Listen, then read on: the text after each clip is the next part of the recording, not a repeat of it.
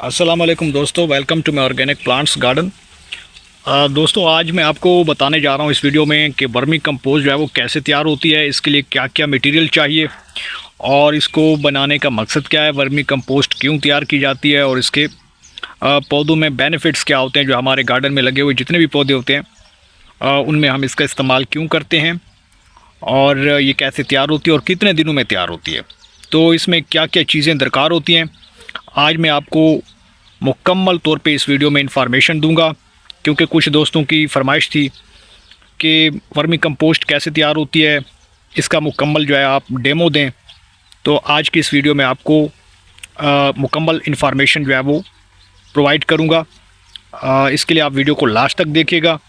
और अगर आप चैनल पर नए हैं और आपने अभी तक चैनल को सब्सक्राइब नहीं किया तो जल्दी से भाई के चैनल को सब्सक्राइब कर लें और साथ में बेल आइकन के बटन को भी प्रेस कर दें, ताकि गार्डनिंग से जुड़ी जो भी वीडियो अपलोड हो तो उसका नोटिफिकेशन आप तक पहुंच सके।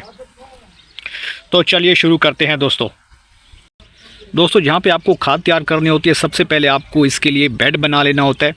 और ये बेड जो है वो कुछ इस तरह का आपने साइडों से ईंटें रख लेनी हैं और नीचे जो पन्नी होती है प्लास्टिक की, ये जो शॉपर होता है ख़ास किस्म का, ये आप बिछा लेते हैं।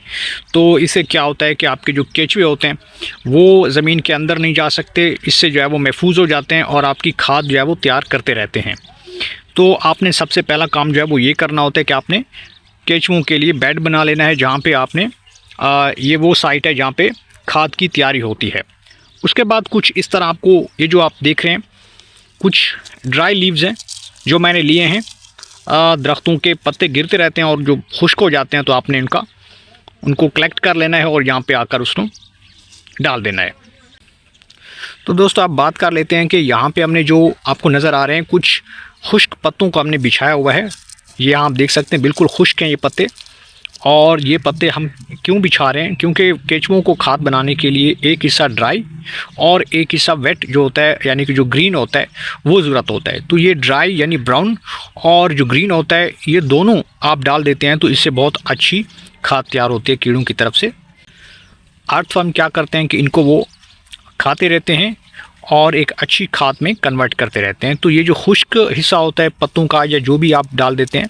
इसके अलावा आप घर में जो आपका अखबार होता है उसके जो पीसेस होते हैं वो भी आप यहाँ पे डाल सकते हैं। कागज़ हो गए, इस तरह की चीज़ें जो रद्दी में आप फेंकते हैं, लेकिन इसमें और चीज़ें आप नहीं फेंक सकते। यानी जो चीज़ इस्तेमाल करने वाली होती है उसमें ये खुश्क पत्ते हैं। इसके अलावा कागज़ हो गया, अखबार हो गए, तो इस तरह की चीज़ें आप यूज़ कर सकते हैं। लेकिन इसमें प्लास्टिक वगैरह, इसमें ग्रीसी ऑयल वगैरह वो यूज़ नहीं कर सकते। वो केचुओं को बिल्कुल भी पसंद नहीं है और ना ही वो इसे डाइजेस्ट कर सकते हैं। दूसरा जो ग्रीन हिस्सा होता है दोस्तों, वो आप किचन वेस्ट ले सकते हैं। जो स्क्रैप्स होते हैं सब्ज़ियों के या फलों के, आपके किचन में जो जितने भी सब्ज़ियाँ आती हैं उनके जो छिलके होते हैं, केले के छिलके हो गए और तरह के फ्रूट्स के छिलके हो गए, केले के छिलके, फ्रूट के छिलके या सब्जियों के छिलके, वो आप एक जगह पे कलेक्ट कर दें, उनको फेंकें मत और यहाँ पे आकर डाल देंगे तो आपकी अच्छी और बेहतरीन न्यूट्रिएंट्स रिच खाद जो है वो तैयार होती है। अब इसके बाद आपने करना ये होता है, सबसे पहले आपने जो परत इसकी बिछाई है वो खुश्क पत्तों की है।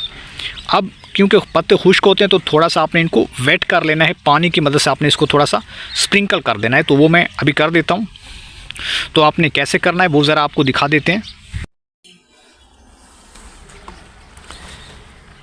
तो यहाँ पे कुछ इस तरीके से आपने मामूली सा स्प्रिंकल कर देना है, पत्तों को पानी से थोड़ा सा गीला कर देना है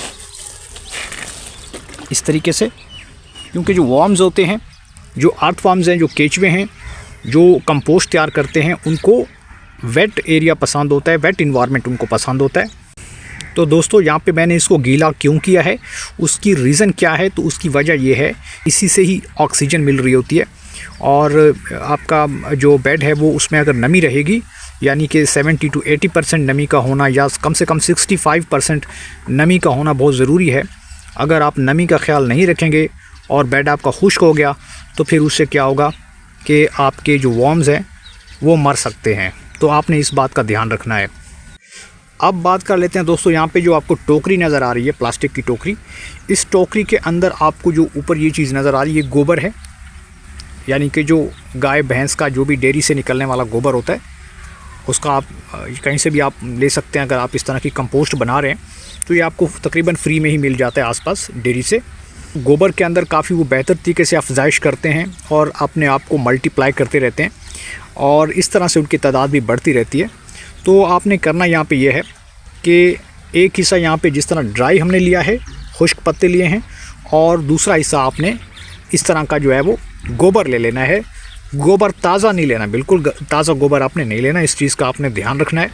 गोबर आपको 7 दिन 8 दिन पुराना वाला लेना है और उसको बाकायदा से आपने ठंडा कर लेना है। पहले पानी से उसको अच्छी तरीके से ट्रीट कर लें और जैसे वो ठंडा हो जाए, ठंडे से मुराद ये है कि उसके अंदर ऐसी गैसेस होती हैं जो कि काफ़ी हीट रिलीज़ करती हैं और उस हीट की वजह से वर्म्स क्या करते हैं कि फिर उसको बर्दाश्त नहीं कर पाते और फिर वो मर जाते हैं या उनको डैमेज हो सकता है। तो आपने हमेशा 7 दिन या 8 दिन पुराना गोबर जो है वो इसमें यूज़ करना है। तो दोस्तों यहाँ पे मैंने इस गोबर को यहाँ पे पलट दिया है और इसके अंदर जो केचुए हैं आपको नज़र आ रहे होंगे, यहाँ पे ये देखो केचुए।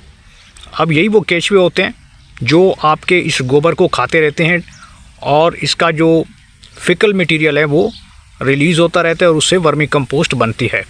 तो दोस्तों यहाँ पे आपको छोटे छोटे ये केचुए नज़र आ रहे होंगे जो कि आइसिनिया फिटिडा इसकी जो वैरायटी है, इसका जो नेम है साइंटिफिकली वो यही है। और ये क्या करते हैं कि ये वर्म्स गोबर को खाते रहते हैं।